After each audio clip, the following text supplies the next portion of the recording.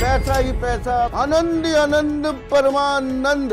Louis टेकलिया बहुत powerful number जो आपको पैसे की बरसात कर सकता है। यही तो चाहिए सबको, यही चाहिए सबको, यही दिक्कत है, यही चाहिए सबको। ठीक है, डाइजेस्टिव सिस्टम खराब होता है तो वो लोग ना ऐसी चैंटिंग कर सकते हैं 111 2223, डाइजेस्टिव सिस्टम ठीक। आज मैं आपको एक बहुत ही इजी मैजिकल प्रेयर बता रही हूँ।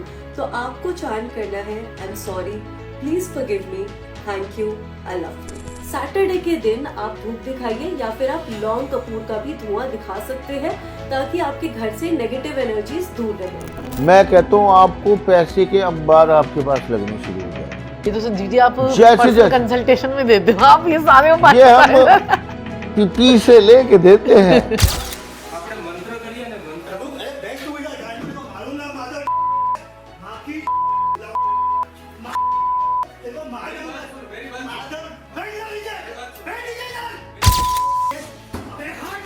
नमस्कार, मैं प्रज्ञा झा और आप देख रहे हैं नेशनल खबर का धर्म प्रोग्राम। अभी से पहले, इस प्रोग्राम से पहले हमने फेक एस्ट्रोलॉजर्स को लेकर एक एपिसोड पहले भी बनाया था जिसका नाम भी हमने फेक एस्ट्रोलॉजर एक्सपोज करके पार्ट 1 रखा था। और उसमें जैसे हमने आपको जानकारी दी थी कि हम आगे भी इस सीरीज को चलाते रहेंगे। तो इसी कड़ी में हम आगे बढ़ते हैं।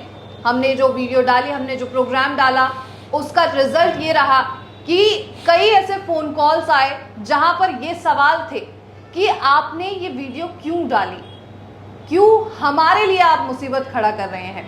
लेकिन व्यूअर्स के सपोर्ट की वजह से हम दोबारा से ऐसे ही एक प्रोग्राम को आपके सामने फिर से ला रहे हैं। और हमारा पिछला प्रोग्राम देखने के लिए आप डिस्क्रिप्शन में जा सकते हैं और वहां पर आपको लिंक प्रोवाइड की गई है।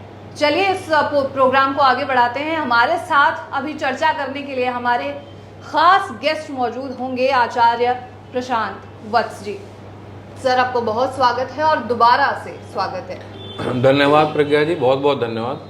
सर, हमें तो फ़ोन कॉल्स आए हैं कि आपने ये वीडियो क्यों डाली, हमारा काम क्यों ख़राब कर रहे हैं। आपको भी ऐसा कोई वीडियो या ऐसा कुछ कॉल वगैरह आया है? देखिए, मेरे पास तो कॉल शायद इसलिए नहीं आए होंगे क्योंकि मेरा कहीं नंबर नहीं था।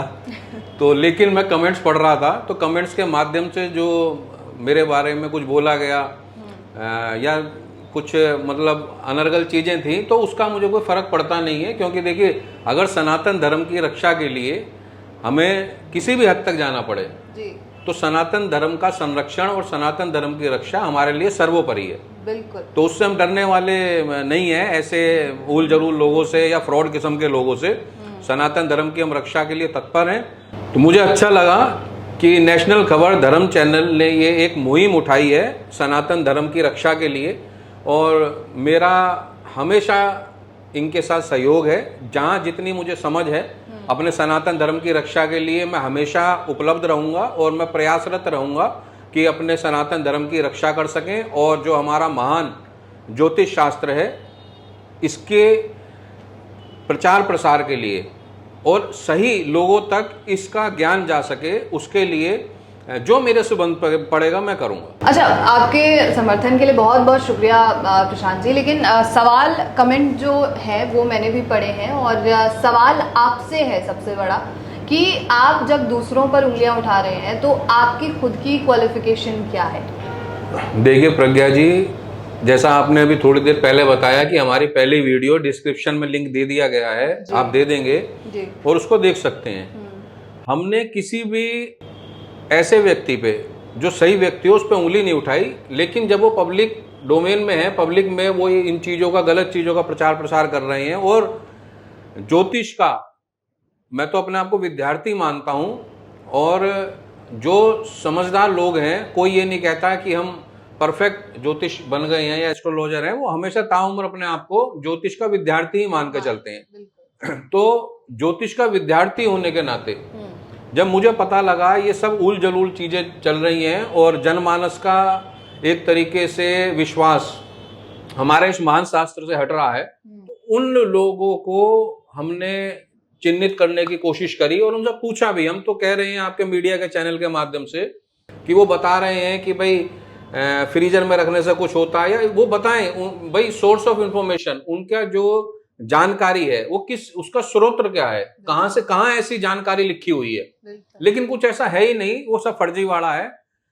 तो इसलिए हमने इस मुहिम को उठाया। हमने किसी पे ऐसा आक्षेप नहीं लगाया कि भाई गलत सलत आक्षेप लगा दिया हो। दूसरी आपकी बात का मैं जवाब दूंगा कि बहुत अच्छा है, मैंने उसमें भी कहा अपनी वीडियो में कि कोई भी किसी ज्योतिष के पास जाता है या एस्ट्रोलॉजर के पास जाता है तो कम से कम ये जानकारी अवश्य ले कि इनको यह ज्योतिष की जानकारी इन्होंने कहाँ से ली, क्या ये किसी संस्थान से पढ़े हैं, क्या इन्होंने कहीं से कोई सरकारी यूनिवर्सिटी से कोई कोर्स किया है। तो मैंने उसमें कहा, तो ये बहुत अच्छा प्रश्न, मैं भी कमेंट्स पढ़ रहा था, उसमें कुछ लोगों के ऐसे कमेंट्स थे कि कहीं ये प्रशांत त्यागी तो फ्रॉड नहीं है या इन्होंने क्या कर रखा है। तो मुझे लगा अच्छा कि भाई चलो कम से कम हमारी वीडियो से जागरूकता तो फैली, और ये प्रश्न होना ही चाहिए। यह जो प्रश्न है ये जरूरी है और आवश्यक है। तो मैं इसका जवाब दूं कि मैं कोई ऐसा नहीं कि प्रोफेशनल वे में बहुत बड़े स्तर पे करता हूं। मुझे अपने इस शास्त्र का, ज्योतिष शास्त्र का मुझे रुचि काफी वर्षों से थी, तो मैं इसका अध्ययन कर रहा था। धीरे धीरे मैंने कहा भाई देखना चाहिए कि क्या ये शास्त्र है, क्या विज्ञान है, और मैंने अपने जितने मेरे पैरामीटर्स थे उसमें इसको सटीक पाया। तो मैंने पहले तो स्व अध्याय करा, देख के इधर उधर से, जहाँ से हमारे साथ कुछ अच्छे एस्ट्रोलॉजर्स थे उनसे पूछा। फिर मुझे ये लगा कि भाई जितनी मेरी जानकारी है उसके अनुसार कोई ऐसा कोई संस्था देश के अंदर हो या कोई ऐसा प्रतिष्ठित कोई ऐसा ऑर्गेनाइजेशन हो जहाँ से जुड़ा जा सके। तो मैं पहले लोग जो एस्ट्रोलॉजी में विश्वास रखते हैं वो जानते होंगे, ज्योतिष को जानने वाले मानने वाले लोग, कि फ्यूचर पॉइंट के नाम से है। तो फ्यूचर पॉइंट बहुत अच्छा प्रतिष्ठित संस्थान भी है, और देश के अंदर जहाँ तक मेरी जानकारी है, देश के अंदर सबसे पहला जो एस्ट्रोलॉजी का सॉफ्टवेयर था वो फ्यूचर पॉइंट ही लाया था। अच्छा। डॉक्टर अरुण बंसल जी हैं इसके चेयरमैन है। जी। तो मैं उनसे संपर्क में आया, फिर वहां से मैंने इसको समझा और जानना चाहा, इसकी बारीकियों को भी समझा। वहां से मैंने ज्योतिष रत्न की उपाधि ली। जी। उसके बाद फिर मैंने देश का ही बहुत प्रतिष्ठित संस्थानों में आता भारतीय विद्या भवन और ICAS, Indian council of astrological sciences, वहाँ से मैंने ज्योतिष प्रवीण किया। तो जो उसमें भी सारे बौद्धिक लोग थे, उसमें रिटायर्ड आईएएस भी हमारे शिक्षक रहे। अच्छा। जिनसे हमने सीखा। जी। और न्यायाधीश भी थे, सेवानिवृत्त न्यायाधीश भी थे, और हमारे एक जो साथ उसमें पढ़ रही थी वो सिटिंग आईएएस हैं, अभी उत्तर प्रदेश कैडर में आईएएस ऑफिसर हैं। तो मैंने वहाँ से मैंने ज्योतिष प्रवीण किया। फिर मेरी जिज्ञासा और मतलब बढ़ी, तो मैंने कहा इसको थोड़ा और अध्ययन किया जाए। तो मैंने फिर उत्तराखंड मुक्त विश्वविद्यालय है, ये सरकारी यूनिवर्सिटी है, ये राज्य सरकार की यूनिवर्सिटी है और बड़ी प्रतिष्ठित यूनिवर्सिटी है। तो मैंने वहाँ से इसमें मास्टर्स की, एमए किया फर्स्ट क्लास में, प्रथम श्रेणी में मैंने वहाँ से एमए किया ज्योतिष में। और जैसे कि मैंने बताया, मैं तो विद्यार्थी मानता हूँ और कोशिश करता हूँ कि इसका अध्ययन करता रहा जाए और पढ़ता रहा जाना चाहिए, क्योंकि विद्या का कभी अंत नहीं होता। हम जितना सीखने का प्रयास करेंगे, सीखेंगे, उतना उसको एक निखार मिलता है। तो उसके बाद मैंने बहुत जगहों से ज्योतिष में जहाँ भी मुझे लगता है, सेमिनार्स में मैं गया, है ना। सेमिनार्स के बाद मुझे जहाँ लगता है कि भाई ये अच्छा मतलब यहाँ से ज्ञान अर्जित किया जा सकता है, तो मैं उस वेबिनार्स को भी अटेंड करता रहता हूँ। तो ये मेरा एक परिचय था कि मैंने, आप ये कह सकते हैं कि मैंने एमए ज्योतिष मैंने की। हायर स्टडीज आपने की? हाँ, हायर स्टडी और प्रथम श्रेणी में, फर्स्ट क्लास में मैंने किया। बिल्कुल, ये तो बात हुई आपके एजुकेशन की, आपके क्वालिफिकेशन की। अभी सर ये चीज तो समझ आएगी, आप एस्ट्रोलॉजी को बहुत बेहतरीन तरीके से जानते हैं। अब यहाँ पर कुछ ऐसे नुस्खे हैं, उनका जवाब दीजिए। कॉन्वालेक्सा 1112222 और 3 और दक्षक, ऐसा कुछ जो है नुस्खे दिए जा रहे हैं। कॉइन्स को आप एक बाउल में रखो, उसमें कुछ क्रिस्टल्स डालो, नॉर्थ डायरेक्शन में रखो। क्या फायदा है? कोई फायदा है भी या नहीं, या क्या ये एस्ट्रोलॉजी में चीजें आती भी हैं? देखिए, मैंने भी वो वीडियो देखी थी, उसमें एक मोहतरमा कह रही थी कि अगर किसी के डाइजेस्टिव या कुछ ऐसी प्रॉब्लम है वो 111 222 कह दे वो ठीक हो जाएगा। तो मैं यही कहना चाहता हूँ कि यह इस तरीके का पाखंड है, एक तरीके का प्योर पाखंड है।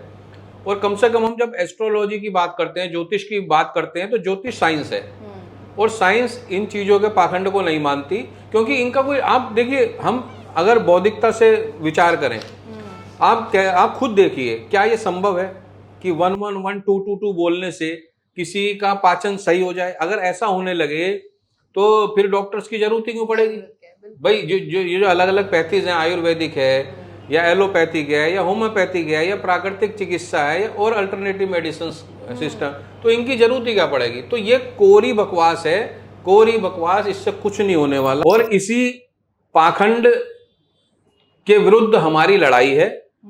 अगर इस पाखंड को खत्म नहीं किया गया तो यह बहुत बड़ा नुकसान हमारे भारतीय ज्ञान परंपरा को होगा और भारतीय ज्योतिष को होगा, और अच्छे लोग जो समाज में बहुत कुछ कर सकते हैं, दिशा दे सकते हैं लोगों को, उनको एक परेशानी से निकाल सकते हैं, वहां तक लोग पहुंच ही नहीं पाएंगे। बिल्कुल। क्योंकि आप कमेंट्स में भी देखें, उसमें कुछ लोगों ने इतने, वो बेचारे परेशान हो गए, उन्होंने ये कह दिया कि ज्योतिषी फ्रॉड है। वो क्यों परेशान हो गए? क्योंकि आए दिन यही आ रहा है, उल्टा सीधी चीजें। और जबकि ज्योतिष क्या है? ज्योतिष का अर्थ है कि आपका एक जीपीएस की तरह काम करना, कि आपको सही दिशा दिखाना, है ना। ज्योतिष का अर्थ है ईश्वर की ज्योति, जो ईश्वर के द्वारा दी गई है, और ईश्वर के द्वारा जो ज्योति दी गई है वो गलत हो ही नहीं सकती। ज्योतिष को हमारे वेदों का नेत्र कहा गया है, वेदों का चक्षु कहा गया है, ये हमारे शास्त्रों में लिखा हुआ है। जो भारत सरकार के यूनिवर्सिटी ग्रांट कमीशन के तहत पाठ्यक्रम पढ़ाए जा रहे हैं, उसमें लिखा है साफ साफ कि ज्योतिष जो है वेदों का महत्वपूर्ण अंग है, ज्योतिष जो है वेदों का नेत्र है। अब आप सोचें, जब वेदों पे कोई क्वेश्चन मार्क नहीं उठा सकता, वेदों में कहां स्थान मिला? नेत्र कितनी महत्वपूर्ण चीज है। अगर आदमी या किसी के नेत्र ही ना हो, क्या करेगा?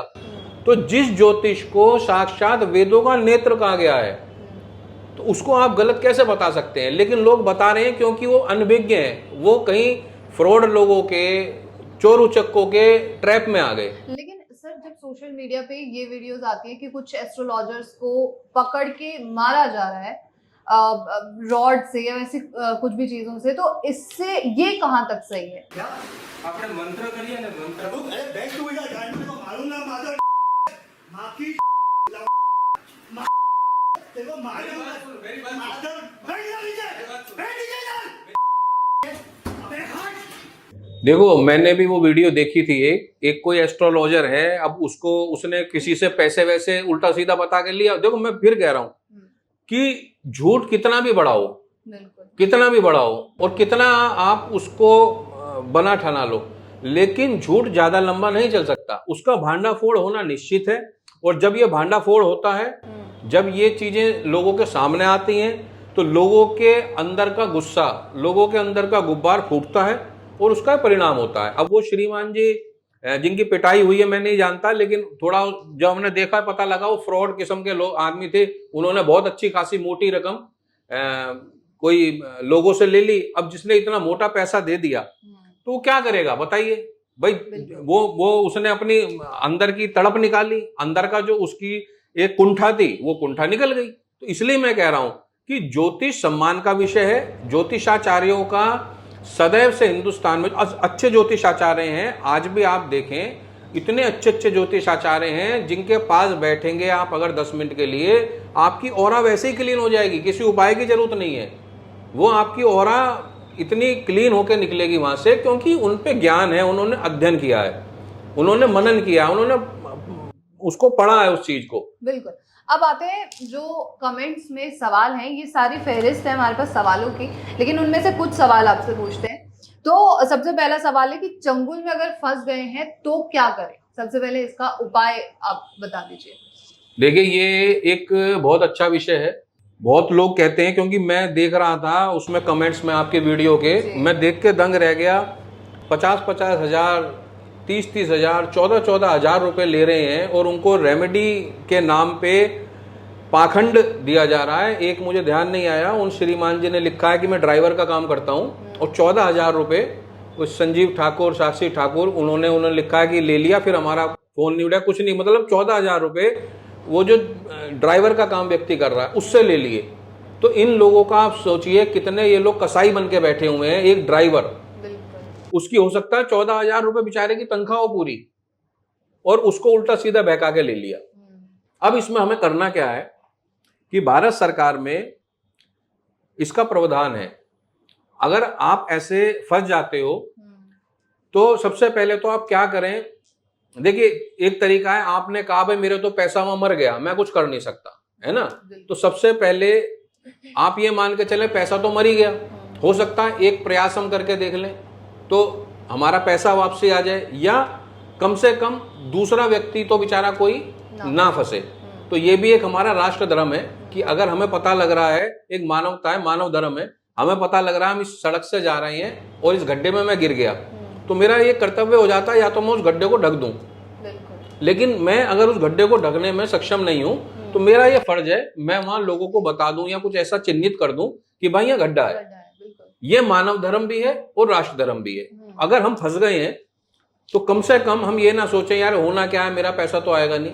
ऐसे लोगों का सोशल मीडिया पर तो बताएं ऐसे लोगों को। दूसरा, हम प्रधानमंत्री जो हमारा पोर्टल है, पीएमओ पोर्टल है ग्रीवेंसीज का, जहां समस्याएं सुनी जाती हैं, ये जब हमारे बीजेपी गवर्नमेंट आई थी उनकी पहल थी और उसका बड़ा अच्छा रिजल्ट आता है। तो हम ऑनलाइन पीएमओ के जो जन शिकायत जो ग्रीवेंसीज का जो एक पोर्टल है उसमें है, आप उस पर जाके इसकी कंप्लेंट कर सकते हैं कि साहब हमें इस तरीके से ठगा गया है, एक भ्रमित करने वाली झूठी एड हमें दिखाई गई और उस एड के माध्यम से हम भ्रमित हो गए, क्योंकि ये 420 है, बिल्कुल ये धोखाधड़ी है और धोखाधड़ी का केस किया जा सकता है।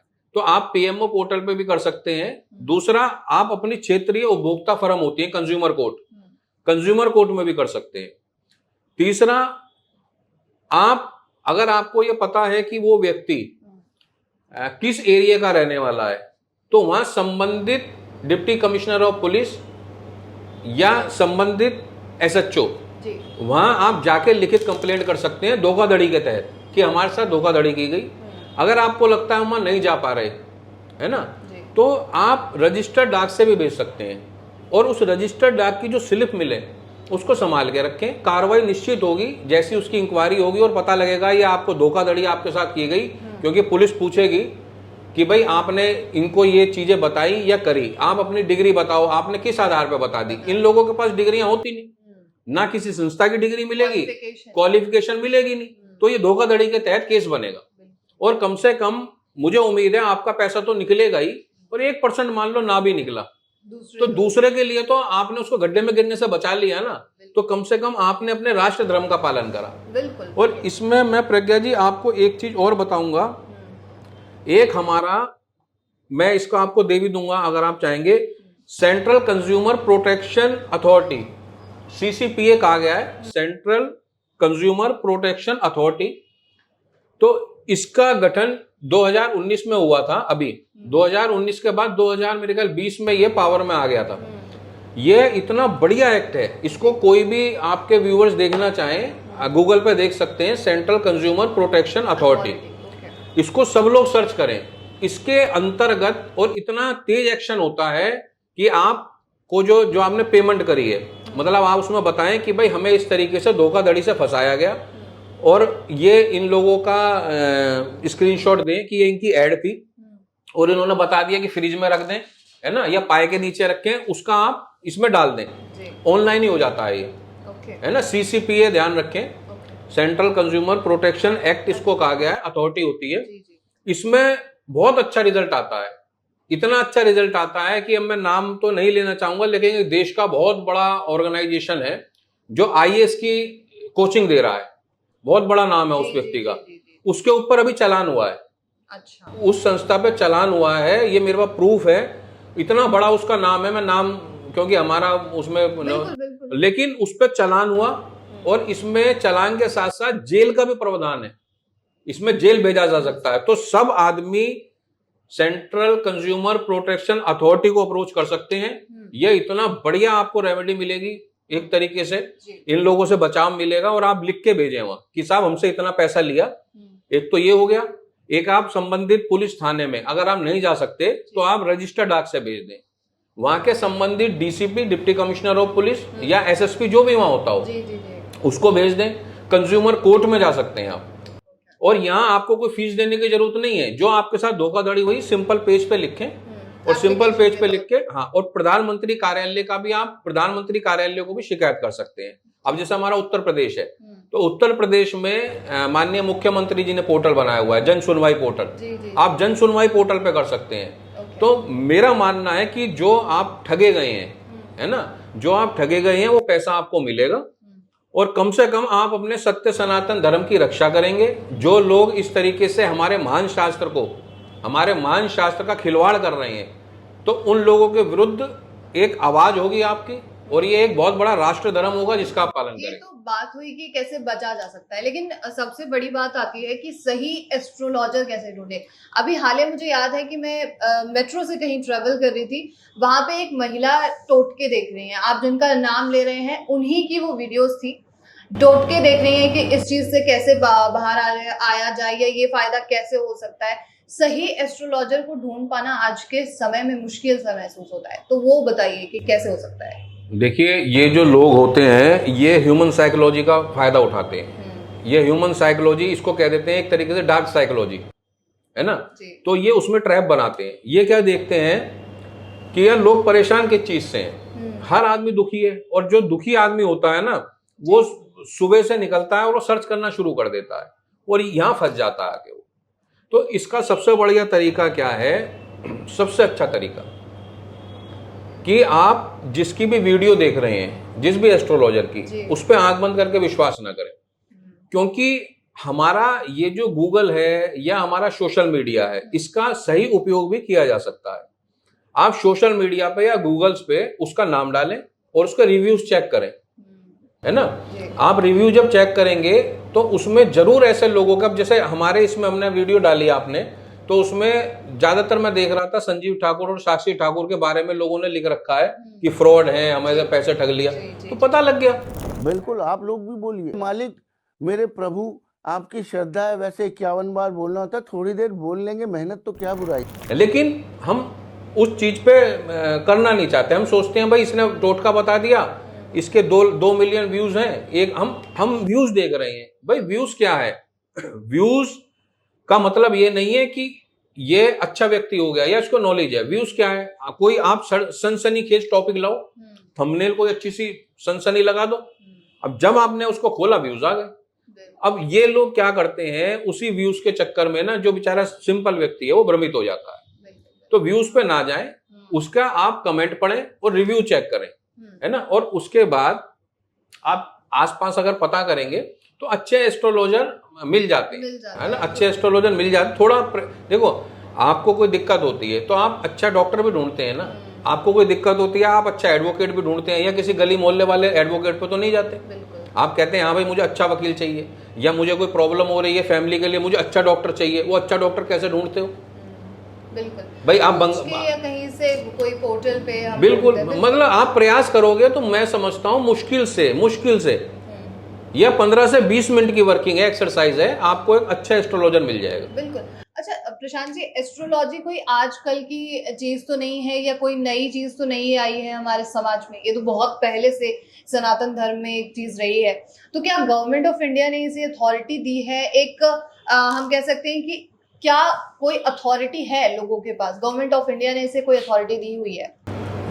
देखिए, मैं बताऊंगा कि जहाँ तक मुझे ध्यान है और मेरा ज्ञान है, हो सकता है भाई ज्ञान की बात है तो हो सकता है उतना ना हो, लेकिन जहाँ तक मेरा ज्ञान है, जब अटल बिहारी वाजपेयी जी की गवर्नमेंट थी और मुरली मनोहर जोशी जी HRD मिनिस्टर थे, उस टाइम ज्योतिष को क्योंकि ये भारतीय ज्ञान परंपरा का अभिन्न अंग है और ये प्रूफ हो गया था, ये बिल्कुल पता लगा था कि वेदों का नेत्र इसको कहा गया और वेदों का भाग है जी। तो इस पे अनुसंधान करके भारत सरकार द्वारा इसको यूनिवर्सिटी ग्रांट कमीशन के तहत इसको विभिन्न यूनिवर्सिटीज में इसको पाठ्यक्रम के रूप में शामिल किया गया था।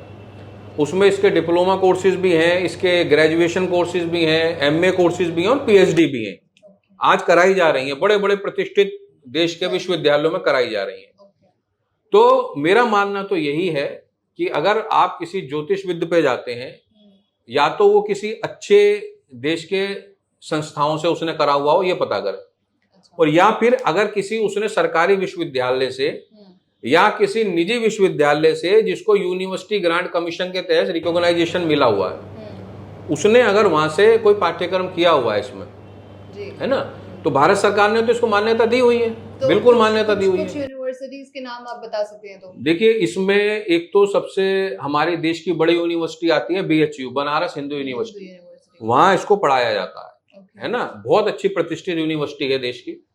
उत्तराखंड मुक्त विश्वविद्यालय, ये राज्य सरकार की स्टेट यूनिवर्सिटी है, इसमें भी बहुत अच्छे तरीके से इसको पढ़ाया जाता है। ठीक है। Indira Gandhi national open university, IGNOU. उसके बाद श्री लाल बहादुर शास्त्री संस्कृत यूनिवर्सिटी है, दिल्ली में ही है, और ये केंद्रीय विश्वविद्यालय है, सेंट्रल यूनिवर्सिटी है, इसमें पढ़ाया जाता है। आप निजी संस्थानों में आ जाओ तो निजी संस्थानों में भारतीय विद्या भवन हो गया, Indian council of astrological science हो गई, फ्यूचर पॉइंट हो गया, ये सब अच्छे संस्थान है। तो अगर किसी आपको, क्योंकि ये आज के नहीं है, इन्होंने बहुत लंबी यात्रा एक तय की है, तो आपको लगता है कोई व्यक्ति किसी के पास यहाँ से रिकॉग्नाइजेशन है या उस सर्टिफिकेट है या कोई डिग्री है, तो आप उस पर विश्वास कर सकते हैं। ठीक है। बस आखिरी मेरा सवाल आपसे और होगा एस्ट्रोलॉजी को लेकर कि एस्ट्रोलॉजी किन मायनों में मतलब लोगों की लाइफ को अच्छा बना सकती है, कि किस किस तरीके से? देखिए, एस्ट्रोलॉजी, ज्योतिष शास्त्र, ज्योतिष विज्ञान एक बहुत बड़ा रोल निभा सकता है, बहुत बड़ी भूमिका निभा सकता है। वो ऐसे निभा सकता है कि यह हमारी, जब हम पैदा होते हैं ना, कोई भी जीवात्मा आती है, तो कोई भी जीवात्मा आई तो वो अपना भाग्य लेके पैदा होती है, उसके भाग्य में लिखा होता है। और आप ये देखें कि कई व्यक्ति MBA कर लेते हैं, लेकिन आगे जाके फिर वो MBA देखते हैं, MBA में सक्सेस नहीं हुए तो कोई और फील्ड में जाते हैं, या करा कुछ है और जॉब कहीं और कर रहे हैं। तो एस्ट्रोलॉजी में अगर आप बच्चे का कैरियर प्रेडिक्शन या प्रोफेशनल का, कि भाई उसका क्या आगे चल के प्रोफेशन हो सकता है, इसका आप विश्लेषण कराते हैं, तो उसमें ये पता, अच्छा, सबसे बड़ी बात क्या होती है, जो अच्छा ज्योतिषाचार्य है वो बता देगा। जब आप अपने बच्चे की कुंडली दिखाएंगे, आप बच्चे को लेके भी मत जाओ, बच्चे का डिटेल्स दे दो, वो आपसे जब बताएगा कि भाई क्या आपके बच्चे को इस चीज में रुचि है, आप कहोगे हाँ है, आपने तो नहीं बताया, लेकिन उसकी कुंडली बोल रही है। तो जब उसकी कुंडली के अनुसार ये पता लग जाएगा कि भाई ये किस चीज में दक्ष हो सकता है, किस चीज में एक्सपर्ट हो सकता है, तो सबसे बड़ी चीज क्या है, उसी फील्ड में जब वो बच्चा जाएगा ना, तो एक तो ये चक्कर खत्म हो जाएगा कि उसने करा MSc है और वो जॉब किसी और चीज की कर रहा है, या उसने कर ली BCom और वो रिसेप्शन पे बैठा है, तो ये चीज खत्म हो जाएगी। वो जिस चीज में जो उसकी होरोस्कोप बोल रही होगी, जो उसकी कुंडली बोल रही होगी, जब उस चीज में वो बढ़ेगा 100% सक्सेस होगा। दूसरा, इसमें हमें ये भी पता लग जाता है कि हमें आने वाले समय में क्या परेशानियां हो सकती हैं, कब हमारा खराब समय आ सकता है। अब कुछ लोग कहते हैं साहब हम तो इसलिए नहीं दिखाते कि टेंशन हो जाएगी, है ना, कि हमें टेंशन हो जाएगी और करना क्या अपने सोच के, लेकिन ऐसा नहीं है। मुझे पता है कि मैं इस रास्ते से जा रहा हूँ और इस रास्ते में जाम लगा हुआ है, मुझे 3 घंटे लगेंगे, है ना। अब मैंने GPS पर सर्च किया कि उससे दूसरा रास्ता दिखा रहे हैं, जहां मुझे 3 घंटे फंसना था मैं 15 मिनट में निकल गया। इसमें क्या बुराई है? बिल्कुल, मैं तो मानता हूं कोई बुराई नहीं। अगर मुझे लग रहा है कि मेरे जीवन में ये परेशानी आ सकती है और ज्योतिष कोई रास्ता बता रहा है, अब मान लीजिए क्या होता, फाइनेंशियल एस्ट्रोलॉजी है जैसे, है ना, फाइनेंशियल एस्ट्रोलॉजी में ये पता लग गया कि भाई मैं अपना व्यवसाय शुरू करना चाह रहा हूँ या मुझे कोई इन्वेस्टमेंट करनी है। हुआ है, मेरे बहुत जानकार हैं और बहुत सारे पूछते भी हैं, बताता भी हूँ तो उनको फायदा मिलता है। तो एक बिजनेस का उन्होंने पूछा, साहब मैंने बिजनेस मुझे शुरू करना है, मैं कब करूँ? तो उनका सब देख के एक एनालाइज करके हम बता रहे भाई आप इस समय में बिजनेस करें तो इसमें सफलता के चांस बहुत ज़्यादा है ना। अब हमें पता लगा कि हम बिजनेस बिना पूछे ऐसा शुरू कर दिया, आपने देखा होगा उस पर तमाम बैंकों का कर्जा हो गया, है ना, वो लोन में डूब गया और वो बेचारा जो भी जमा पूंजी थी खत्म हो गई। तो यहाँ एस्ट्रोलॉजी एक बहुत अच्छा रास्ता दिखा देती है। और कैसे बचा जा सकता है। हाँ, वो ये आपके होरोस्कोप के अनुसार पता लग जाएगा कि आपका जब समय अच्छा आए और आपके ग्रह नक्षत्र सब आपके फेवर में है, आप वो काम की बहुत है। हम और आप तो क्या, आप ये देखें जो बड़े बड़े बिजनेसमैन व्यापारी हैं वो मानते हैं इस चीज को, एस्ट्रोलॉजी को, ज्योतिष शास्त्र को मानते हैं। और लेकिन उनके जो ज्योतिष जहाँ वो जुड़े हुए हैं वो माने हुए ज्योतिष होते हैं, उनको ज्ञान होता है, वो बताते हैं, वो पूछते हैं साहब हम नई फैक्ट्री खोलना जा रहे हैं, कब खोले, है ना, वो बताते हैं कि आप इस उसमें खोलें। अब अगर उन्हें फायदा ना हो रहा हो तो क्यों ज्योतिष का सहारा लें, वो लेना, लेकिन उनको फायदा होता है इसलिए लेते हैं। और ये विज्ञान है, इसमें बुराई नहीं। अगर हमें ये पता लगता है भाई हमारा पैसा बच सकता है या हमारा पैसा कब लगाया जाए कि हमें उसका अच्छा आउटपुट मिल सकता है, तो क्या बुराई है इसमें। बिल्कुल बिल्कुल सही बात है। चलिए प्रशांत जी, आपका बहुत बहुत शुक्रिया, बहुत बहुत धन्यवाद हमारे साथ जुड़ने के लिए, खास जानकारी के लिए। आपसे दोबारा हम इस खास विषय पर जो है चर्चा करेंगे। Thank you so much sir. धन्यवाद, बहुत बहुत धन्यवाद। तो ये थी खास जानकारी। और जैसे मैंने आपको बताया कि अगर आपने हमारी पिछली जो वीडियो है वो नहीं देखी है तो वो प्लीज जाकर देखिए और कमेंट जरूर पढ़िए कि लोगों को किस तरीके से बेवकूफ बनाने की कोशिश की जा रही है। लोगों ने अपनी चीजें जो है कमेंट बॉक्स में बयान करने की कोशिश की है। और इस वीडियो में जो चीजें बताई गई हैं वो आपको कैसी लगी हैं, आप कितना उन सभी चीजों से ताल्लुक रख सकते हैं, ये हमें जरूर बताइएगा। और तब तक के लिए आप नेशनल खबर के साथ यूं ही जुड़े रहिए।